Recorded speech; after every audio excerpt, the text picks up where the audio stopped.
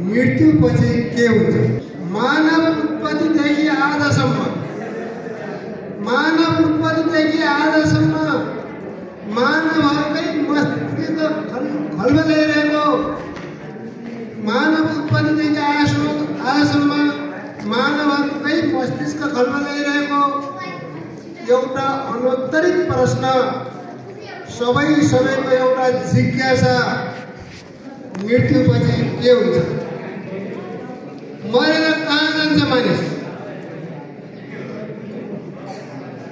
एकातिर नास्तिकहरू भन्छन् मान्छे जन्मन्छ अनि मर्छ, भौतिक शरीरसँगै उसको शवथोक समाप्त हुन्छ। अर्कातिर आस्तिकहरू व्याख्या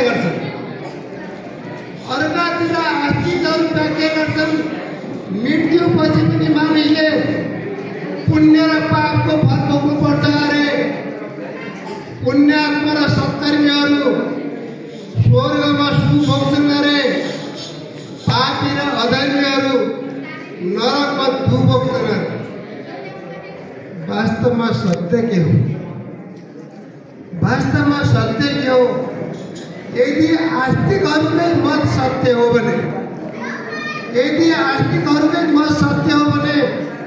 अभिमान, कुण्ठा, ईर्ष्या, व्यभिचार वा दुष्कर्म तथा मोहरूपी जालले व्याप्त हालेको मान्छे, तिनीहरूले गरेका सत्कर्म र कुकर्महरू मनुष्यका कर्म हेर्ने साक्षी भनिएका चन्न या प्रचन्न नामक यमदूतहरूले कोकलाई लिएर जालान् अथवा कस्तालाई लिएर जान्छन् होला स्वर्ग या नरक।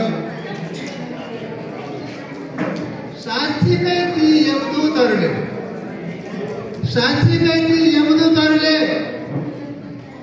दुराचारी र अपराधीहरूलाई पेल्छन् कि पेल्दैनन् होला कोलहरूमा, भुट्छन् कि भुट्दैनन् होला तेलको कराईमा, चिर्छन् कि चिर्दैनन् आहारलाई तिनका शरीर, पुर्याउँछन् कि पुर्याउँदैनन् अग्निपात जस्ता महानरकमा, या डुबाउँछन् कि डुबाउँदैनन् बैतनी नदीमा। यी अदृश्यता र अमूर्त, यी अमूर्त र अदृश्यताको अस्तित्व र अनस्तित्व रूपी, यी अमूर्त र अदृश्यताको अस्तित्व र अनस्तित्व रूपी चिन्तनको गर्तमा रुमलिएर विभाजित आएर सिङ्गो मानव जगत युगौं युग पूर्व त्रेता तथा द्वापर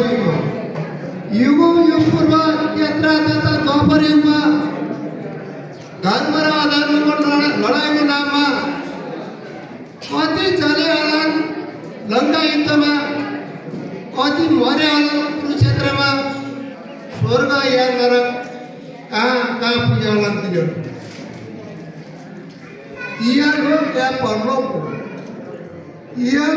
परलोकको अस्तित्व या अनस्तित्वको, स्वीकार या अस्वीकारको अनुमानको महासागरमा पौडिन सकिनन्।